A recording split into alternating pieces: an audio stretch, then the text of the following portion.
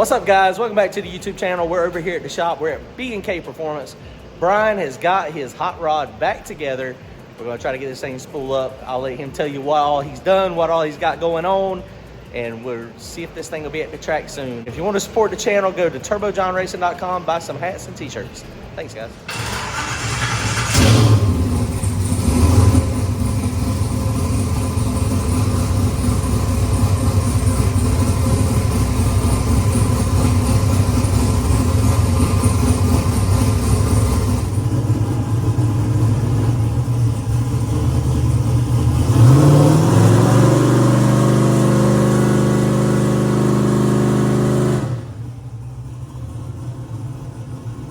So you see that thing did not want to spool. Bryan, what is the details of this motor? It's just a 5.3 with K1 rods and one scope pistons and the wrong camshaft. In the wrong camshaft. Is it a turbo cam for a bigger motor? No. Oh, it's just a camshaft. Every camshaft is a turbo camshaft. Every camshaft is. So this is an older, large frame 88. So what he's trying to look at now, that's a 132 housing. We don't know if it's an F trim or a G trim wheel. Now this old technology, it's a journal bearing.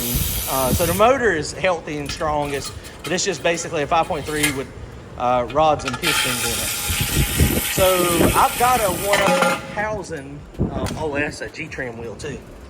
Okay, that is a G trim wheel. The way you can tell, guys, between a G trim and a F trim is the exducer size. See this little teeny lip? That is 100% a G trim. So we're going to look at the housing and see if we can, I've got a 1.0 at the house. I don't know if it's the right one or not. So we'll take a look at it and see. Motor's good. He might have to do a dump valve, which we got some Hughes stuff. So we can do an internal dump on this one. He's also got you said you got a looser converter too. What converter is it? Which? It's a Neil Chance. What's the one that's in there now? That is a 9.5 PTC. So that's a 9.5 PTC. What's the 15.0 or 15.5. 15.5. Okay, so that is pretty tight when you got little motor. So we just pulled the data log, and you can see, looking at the data log, so it gets up to like 3,000 RPM, and it just hangs out there. Leaned it up a little bit, and it is still a little bit fat. It's 4.3. Is that thing broke? About. It gets to about 3,000 RPM and just kind of hangs out there. Air fuel ratio comes up to about where we want it. We wanted about spooling about 4.8 or so. So it's actually a little lean there. So, which it was on 4.3, and it wouldn't spool up then either, though, would it? It just wouldn't drive through it. See the timing, we got 36 degrees of timing in it, and it gets to 3,000 and just holds.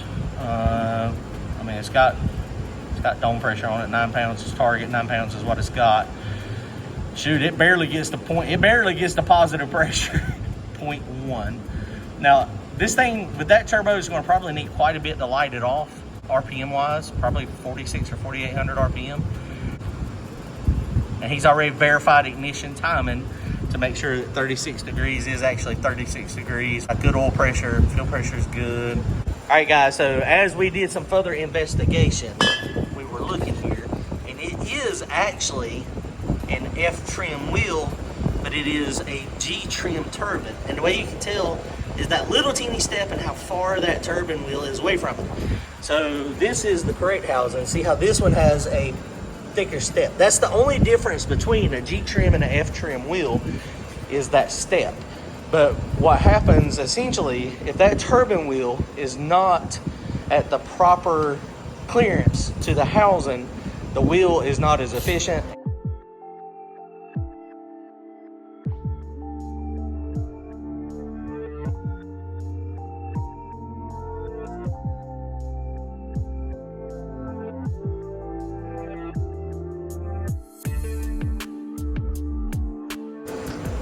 All right, guys, so the good thing about having a whole bunch of different turbos is you have a whole bunch of different parts. So we've run F trims and G trims, all different sizes, different ones. So he had a 1.0 F trim back there. So if you look how much closer the wheel is to the housing, that's how you can tell that is the proper one. And we switch stuff around so much, and you know, you don't ever want to have a turbo laying around with no compressor cover or turbine wheel or turbine housing on it, just because if it gets knocked off or if it gets bumped. The fins are relatively delicate. Ask me how I know. I have dropped stuff and barely knock it over, and the aluminum fin or the exhaust on the turbine wheel, they get a bend in it, and you about want to throw your hands up and quit. But so we're going to see if this helps any. It should help some for sure. I don't know if it's going to be enough to get it over 3,000 RPM, but it may do better. We're not going to change the tune-up any at all, so we'll try it here in a second.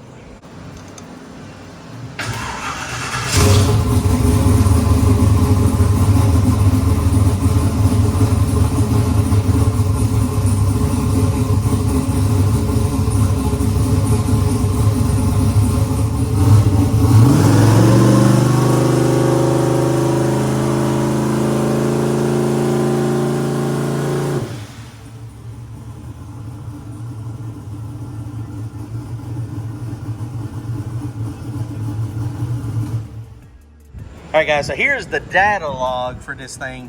The dotted line is the first pull where the had the G-trim housing, and the solid line is the one that had the correct housing on it, the F-trim. You can see at this point in time, about 4.5 seconds in, it was only a couple hundred RPM higher. Turbo was lighting off. It was 0.7 is where it was at versus 0.1. And I mean, the other one, you can see it doesn't have much of an uphill slope at all. And even this F-trim though, I mean, it's not like it was a rocket by any means.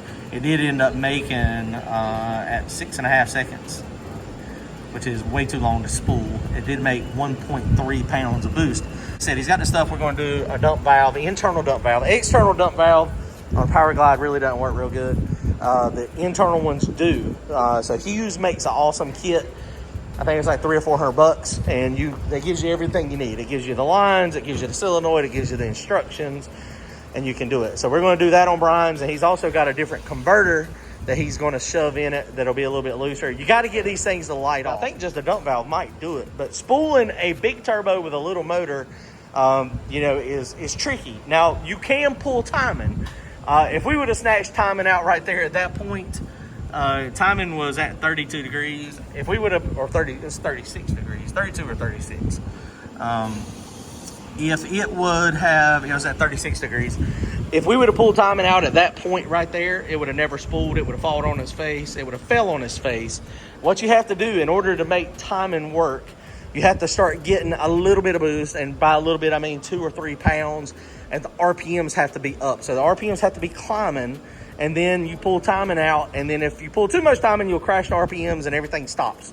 Nothing happens. But if you get the RPMs right, high enough, and the timing is low enough, then it'll start cannonballing. That's why you see turbo cars banging out the exhaust real bad, or real hard, and those bangs will take this thing and make it just spool up. It's just anti-lag is all it is. So you retard the timing enough to where the gas and methanol, in this case, burns in the exhaust, and it's like a blowtorch, and it pops and bangs, and it goes and it spools up, and then you don't have any issues. If the converter's too tight, the motor doesn't make enough torque to flash the converter through its locking range, then it'll be fine. Now, this is the same torque converter that was behind his 427 that would spool in 2.5, 3 seconds, but it's a torque thing. Torque converters have to have torque to flash, so little motors struggle. All right, guys, well, that's going to wrap it up tonight. So the turbine housing did help. It would probably light off in probably about 15 seconds after the transmission is completely burned up and all the fluid is smoky. But that's not how you can race a car. There are people that stage. We've done that before, but that is not. It's not easy on transmission. You can stage it to drive and you ain't done it first. It is not easy on transmissions to let them sit there and bang for 8, 10, 12 seconds, 15 seconds. But there are some people that still stage them that way. They start spooling before they turn on the pre-stage. There was one at Darlington the other night doing that. Yep, and once he got it staged, it freaking flew. It took off and was gone. I saw it. I went to the other side. I don't like it. I was waiting for the converter to come from the car. I do not like it. Transmission fluid's got to be through the roof. You might have a Mac Daddy transmission cooler. But so, up on the to-do list for him, he is going to change the converter, put a dump valve in it, internal dump valve, specifying difference between internal and external, and then internal one works much better. And we'll try it again. So maybe later on this week, we'll have another video of this one, or either next week. He is trying to make Union County for the backside.